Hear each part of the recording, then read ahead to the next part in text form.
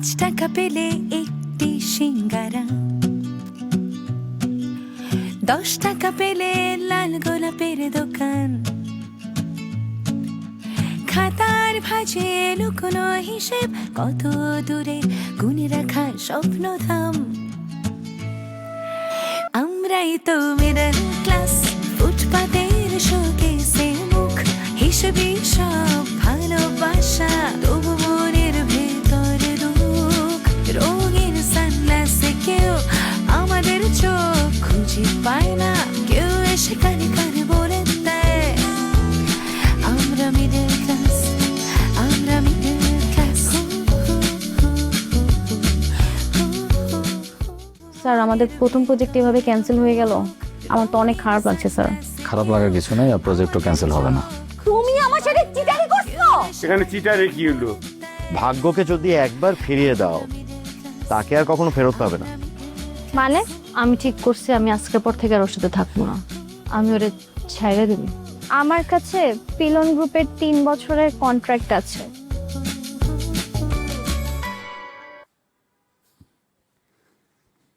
আমি জানি আমার এইভাবে ফিরে আসাতে অনেকের চোখের ঘুম হারামের মতো অবস্থা, কিন্তু আমি কি করব? আমাকে তো ফিরে আসতেই হবে। ফিরে আসাই আমার কাজ। ফিরে এসে আমি সামনের দিকে আগাবো। তুই কি ভাবছিলি? তুই ভাবছিলি যে আমার বোনকে তুই হাতের হিসেবে ব্যবহার করে আমাকে হারায় দেবে?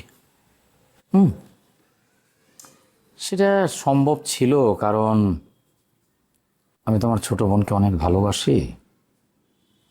ওকে ব্যবহার করে তুই হারাইতে পারতে, কিন্তু আফজাল তুই একটা ভুল করে ফেলাইছিস। তুই যদি ওই দিন ওই ভিডিওটা আমাকে না দেখাইতে, সেটা তো আমি জানতামই না। আমি জানতাম তুই ঠিক এই জিনিসটাই ভাববি। শোন, আমি কিছু কিছু প্ল্যান ইচ্ছা করে ফাঁস করি যাতে তুই একটু দৌড়ের উপরে থাকিস। তোর উপরে আমি না, আমার তো শেষ। এখন দৌড়ের উপরে থাকবি তুই। দেখা যাক কে দৌড়ের উপরে থাকে আর কে দাঁড়ায় থাকে। তোর ফিরে আসাটা না আমি খুব করে চাইছিলাম, আমি চাইছিলাম তুই চট্টগ্রাম থেকে ফিরে আসিস, যাতে আমি তোরে তিলে তিলে শেষ করতে পারি। সেটা সম্ভব না রে, আমাকে তুই তিলে তিলে শেষ করতে পারবে না। কারণ মিডল ক্লাস পরিবারের ছেলেরা সহজে কারো পিছে লাগে না, আর একবার যদি লাগে তাহলে তারা ছাড়ে না। আর তখনই লাগে যখন তার পিঠ দেয়ালের সাথে মিশে যায়। আমার পিঠ দেয়ালের সাথে মিশে গেছে, আমার ভোগান্তির পাঠ শেষ, তোর ভোগান্তি শুরু। ভোগান্তির পথটা শেষ কইরাই আমি তোর পিছনে লাগছি। আচ্ছা, ঠিক আছে, হ্যাঁ, আমি তোরে এক তুড়িতেই শেষ করতে পারতাম, কিন্তু কেন করিনি জানিস? তোর সাথে এই খেলাটা খেলতে না আমার অনেক আনন্দ লাগে। হ্যাঁ, আনন্দের পরেই তো বেদনা। তোর আনন্দের পাঠও শেষ, এখন বেদনা পাওয়ার জন্য প্রস্তুত হ।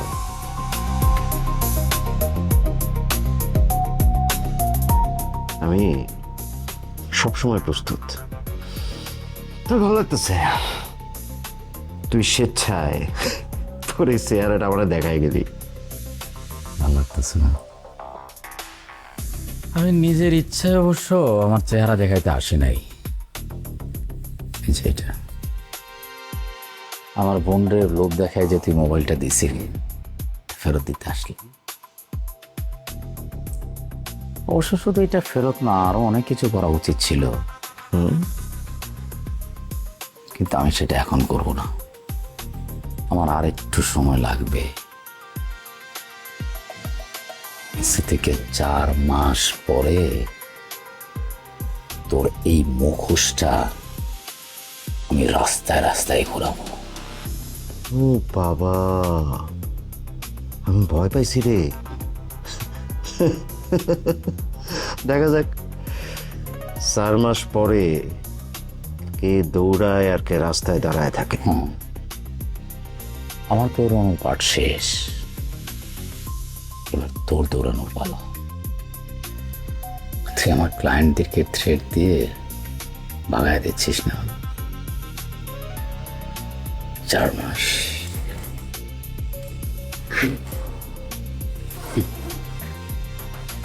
আমিও কাউন্টিং শুরু করলাম রে। 4 মাস।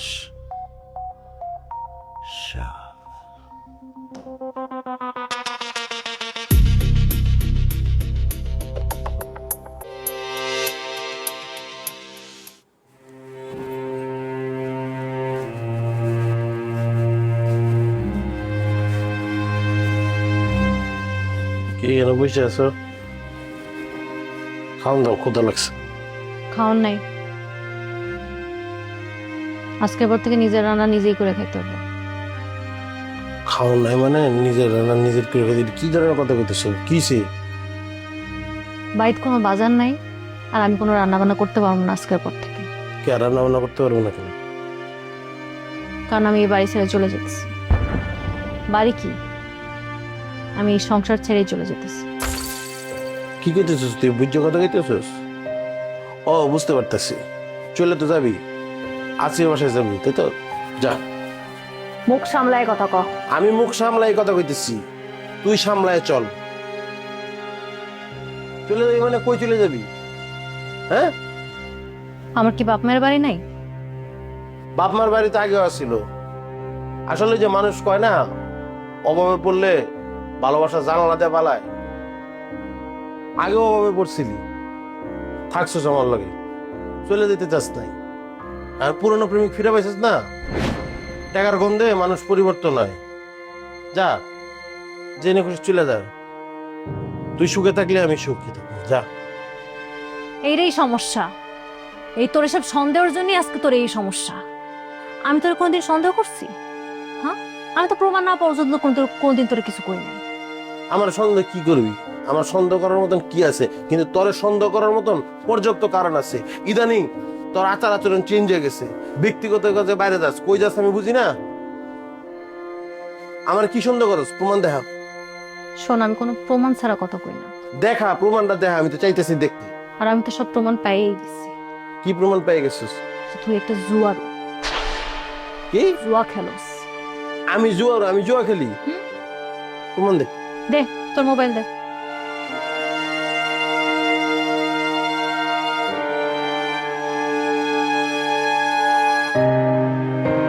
এই যে মোবাইল ব্যাংকিং থেকে যে এতগুলা টাকা বাইর করছো চাইছে, এগুলো কি করছোস? এটা এগুলো কই? আছে, ব্যবসার কাজে আছে। ব্যবসা? কোন ব্যবসা? তোর কিসের ব্যবসা? কিসের ব্যবসা করছ তুই? তুই তো দোকান ভাড়া দিস না, তুই তো দোকানে বসাইছিস না, দোকান তো খোলছিস না, তোর ব্যবসা কিসের? আর এখানে এনে যে জমানো টাকা ছিল, এই টাকা কি হইছে? কোন জায়গায় জমানো টাকা আছে? এই জায়গায় টাকা ছিল, জমানো টাকা আছে। এনে টাকা ছিল? আমি জানি নাকি টাকা এনে কিসের টাকা ছিল। শোন, সবসময় সবাই সাথে থাকে না, অপশন পাইলে ভালো চলে যায়। আসিফরে পাইছিস না, যা। তুই সুখে থাকলে আমি সুখে থাকবো। আমার মতন পোলাগো জন্ম হয়েছে কষ্ট পাওয়ার লেগে। এত কষ্ট করছি কার লেগে? তোর লেগেই তো করছি। কষ্ট করে লাভ কি হলো? সেই তুই আমার সাইডে চলে যেতেছিস। যা, জুয়া খেলছি তো তোর লেগে, যদি তোরা ভালো রাখতে পারি। খেলবো না, কিছুই লাগবো না তোরেও। আচ্ছা বাবা, আমাদের কি গ্রামে পুকুর আছে? আমার না অনেক শখ পুকুরে বসি দিয়ে মাছ ছেড়ে। ছিল তো, বেশ কয়েকটা বড় বড় পুকুর ছিল। কয়েক বছর তো বাড়িতে যাওয়া হয় না, জানি না কি অবস্থায় আছে। ঠিক আছে বাবা, তুমি আরেকটু সুস্থ হও, তারপর আমরা একসাথে গ্রামে যাবো ঘুরতে। তোর কি মনে হয় আমি অসুস্থ? আমি একদম ঠিক আছি। আর গ্রামে যদি যাই পুরোপুরি ঠিক হয়ে যাবে। আরে আমি জানি তুমি সুস্থ, কিন্তু আরেকটু সুস্থ হও। এখন গেলে যদি পরে একটা বড় বিপদ হয়ে যায়। কোনো বিপদ হবে না, আমি গ্রামে গেলে সম্পূর্ণ সুস্থ হয়ে যাবো একেবারে। আচ্ছা বাবা, প্লিজ কয়েকটা দিন পরে যাও। তুমি এখন গেলে তো আমি যেতে পারবো না তোমার সাথে, আমার তো পরীক্ষা। আর শুনো, মা কিন্তু আমাদের যেতে দিতে চাইবে না, কিন্তু তুমি আর আমি চুপ করে যাবো, ঠিক আছে? প্রমিস? আর তোরা, আমি যাই আগে, আমি একবার যাই, তোর পরীক্ষা যখন শেষ হবে তখন না হয় সবাই মিলে আমরা একসাথে যাবো। না বাবা, একসাথেই যাবো, তুমি সুস্থ হও আর পরীক্ষাটাও শেষ হোক। আব্বা, আপনি নাকি গ্রামে যাইতেছেন? কই, আমাকে তো কিছু বললেন না। আব্বা একা যেতেছে না তো, আব্বার সাথে আমিও যাব। তারপর আমরা দুইজন মিলে বসে দিয়ে মাছ ধরবো, পুরো গ্রাম ঘুরে দেখবো, অনেক মজা হবে। বাবা, মনে আনন্দের আর শেষ নাই। আব্বা, আপনার তো এই অবস্থা বাড়িতে যাওয়া যাবে না, একদমই গ্রামে যাওয়া যাবে না। আপনার শরীরের যে পরিস্থিতি, এই পরিস্থিতিতে আপনি যদি গ্রামে যান আপনার শরীর আরো খারাপ করবে। এটা তো আমি কোনোভাবেই মেনে নিব না আব্বা। তোমার আমাকে দেখে কি মনে হচ্ছে আমি অসুস্থ? আমি একদম ঠিক আছি। আব্বা, আপনি ঠিক আছেন, সেটা ঠিক আছে, কিন্তু আপনাকে তো বুঝতে হবে যে আপনার এখন বয়স হচ্ছে, আপনার মেন্টাল সিচুয়েশন বা সবকিছু মিলে আপনি একা একা সেটা পারবেন না, এটা হয় না। তার চেয়ে বেটার আব্বা আমরা একটা কাজ করি না, মানে নিশিরও পরীক্ষা শেষ হোক, তারপরে আমরা সবাই মিলে আমরা যাই, তখন আপনি ই করলেন। আর শুনেন আব্বা, আপনি যে গ্রামে যাবেন, আপনি কি ঘরে বসে থাকবেন? আপনার পুরনো বন্ধু বান্ধব আছে, আপনি খেতে খামারে যাবেন, আপনি রোদে ঘুরবেন, কিন্তু আপনার যে ফিজিক্যাল কন্ডিশন সেটা কি আপনার নিবে? আপনার শরীর নিবে? আপনি বলেন, আপনার শরীর সেটা অ্যালাউ করবে? হ্যাঁ আব্বা, ভাইয়া ঠিকই বলছে, আমরা আর কিছুদিন পরে যাই প্লিজ। আমি তোমাদের কিছুতেই বুঝাতে পারছি না যে আমি এখন সম্পূর্ণ সুস্থ আছি, আমার এখন কোনো সমস্যা নেই। আব্বা, আপনি সুস্থ আছেন সেটা ঠিক আছে, খুব ভালো কথা, কিন্তু আপনাকে এখন একা যেতে দিব না, এটা ফাইনাল কথা। আচ্ছা আচ্ছা, ঠিক আছে, আমি সুস্থ থাকলেও তোমাদের কথা মতো আমি গ্রামে যাচ্ছি না, এই তো? ঠিক আছে, যাবো না, যা হলো। জি আব্বা, থ্যাংক ইউ।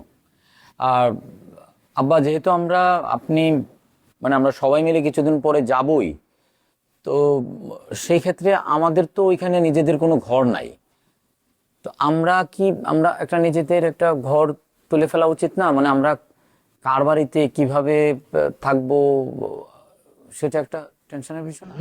মবিন, জি আব্বা। একটা ভালো আইডিয়া তো বের করেছো তুমি। জি আব্বা, আমি চিন্তা করে দেখলাম আর কি, যেটা হ্যাঁ আব্বা, তাই তো, আমাদের নিজেদের বাড়ি থাকলে আরো মজা হবে। আমরা আমাদের গ্রামে যাব, এর বাড়িতে থাকবো, ওর বাড়িতে খাবো, না না না, নিজেদের জায়গায় আমরা সুন্দর করে যদি বাড়ি করি, 3-4টা রুম থাকবে, তোমরাও থাকবে, সবাই মিলে থাকবো, আনন্দ করবো, হই হুল্লা করবো, পুকুরে মাছ ধরবো, তারপর গ্রামের অন্যান্য আত্মীয় স্বজন সবার সাথে দেখা করবো, খুব ভালো হবে, খুব ভালো। ঠিক আছে, বাড়িটা করো, তারপরে যাবো। তাহলে আবার ডিসিশন হলো এখন আপনি একা যাচ্ছেন না, মানে আপনাকে আমরা যেতে দিচ্ছি না, এবং আমরা নিজেদের একটা বাড়ি করব, তারপরে আমরা সবাই মিলে যাব। এটা আমি দেখতেছি আব্বা কিভাবে কি করা যায়। ঠিক আছে, এটা খুব খুব খুব ভালো হয়েছে, খুব ভালো একটা আইডিয়া, খুব ভালো। ঠিক আছে আব্বা, আমি তাহলে একটু যাই, আমার একটু বেরোতে হবে আর কি। আচ্ছা আচ্ছা, থ্যাংক ইউ আব্বা। এই তুই আবার দেখি খেয়াল রাখিস। আব্বা, আমাদের গ্রামের বাড়িটা কি কালার করবো বলো তো? তোর যেটা পছন্দ হয়ে গেল, তোর কালার কি কালার পছন্দ বলতো?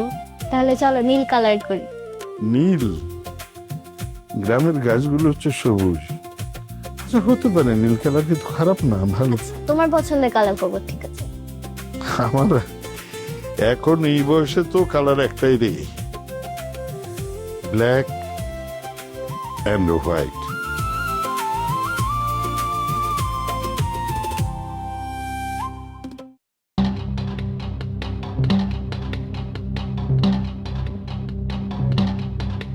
মাটিটা ফাঁক হইলে আমি মাটির ভিতরে ঢুকে যেতাম, আর ফাঁক থাকলে উড়ি চলে যেত। কিন্তু আর দিকে রেনি শেষ কিনলে সাপের মতো ফনা ধরি আছে, আরে কি ঠোরাই মারি এলাম। তোর জায়গায় যদি অন্য কেউ হইতো তাহলে সুবার মারি দাঁত সব ফালাই দিতাম।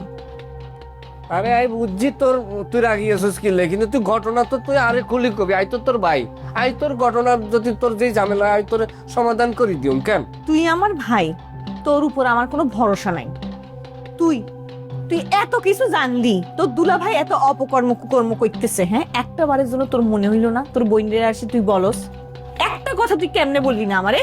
হাতে তো লেবাসদারি শয়তান, হাতে তো ফেরেস্তার মতো কথা বলছে, হাতে যে এত বড় লুচ্চা আই কি জানতাম নি। আচ্ছা, আর যখন জানছ হে লুচ্চা, এরপরে তো আমার আসি বলস নাই? সব কথা কি কম যায় নাকি? আমি তো চিন্তা করছি তোদের দুজনের ভিতরে ঝামেলা বাজবে এই আল্লাহ। থাক, আর বলা লাগতো না, তোর কথা আমি বুঝে গেছি। এখন আমি বলতেছি, তুই ভালো করে শোন। এই তোর দুলা ভাইরা তুই এখন পর্যন্ত কত টাকা দিছ? হাতে রে একবার দিছি 20 লাখ, আর আগে দিছি 5 লাখ, মোট দিছি 25 লাখ। 25 লাখ টাকা তুই এতগুলো টাকা দিছ, কিন্তু একবার আমারে বলস নাই?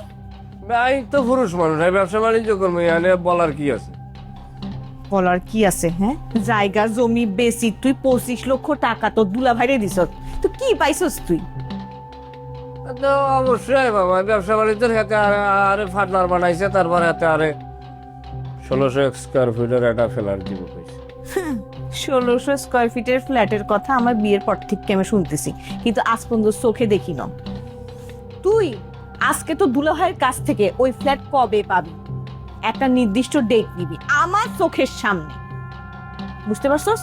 আচ্ছা, ভালো কথা বলছো, দুলাভাই আসুক, দুলাভাই আসলে পরে আমি দুলাভাইয়ের লাগে সমস্ত ঘটনা খুলি বলবো যে ভাইয়া আরে আন্নে ফ্ল্যাট বুঝাই দেন, হাতের লাগে কথা কই আই তোরে সামনে লই সব। না, আমার সামনে তুই সব কথা বলবি, আমার সামনে সেই ফ্ল্যাট কবে বুঝি পাবি, একটা নির্দিষ্ট ডেট তার কাছ থেকে নিবি। সবই ঠিক আছে, কিন্তু আমি একটা জিনিস বুঝতে পারি না যে তুই হঠাৎ করে কিনলে এত শক্ত হয়ে গেছিস কিনলে। তুই বুঝতে পারতেছিস না? কেন বুঝতে পারতেছিস না? এই ঘরের প্রতিটা মেম্বার আল্লাহকে কিরকম ব্যবহার করে তুই দেখছ? হ্যাঁ, প্রতিটা মেম্বার কিন্তু আমাদের টাকায় চলে, কিন্তু আমার সাথে তারপরও দুর্ব্যবহার করে। এটা তো আমি হইতে দিতে পারি না। এই বাড়িতে থাকা আমার পক্ষে অসম্ভব হয়ে দাঁড়াইছে। তোরে যেটা বলছি তুই সেটা করবি, বুঝছ? কথা সত্য বলছ, ঘটনা তো সত্য। শতানের বাচ্চাগুলা মুখে মুখে কথা বলে খালি আই কিটতাম। মা ডেকেছিলে? হ্যাঁ, আসলি মাত্র বয়।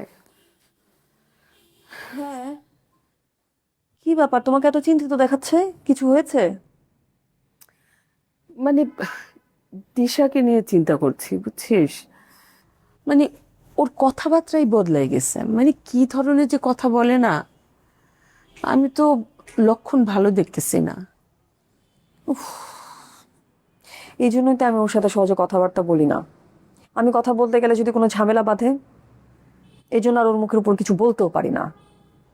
কিন্তু কি করব বল, কিছু তো একটা করতে হবে। কিছু করতে গেলে একটা ঝামেলা লাগতেছে আমার, মানে এই বাড়িতে আসলে শান্তি আর ফিরে আসবে না মনে হচ্ছে। মা আমি বলি কি, ওর সাথে কথা বলার দরকারই নেই, না পারতে তোমরা ওর সাথে কথা বলতে যেও না, বাদ দাও। কিন্তু এইভাবে কতদিন, হ্যাঁ কতদিন আমরা চুপ করে থাকবো বল? বেশি না মা, অল্প কিছু দিন।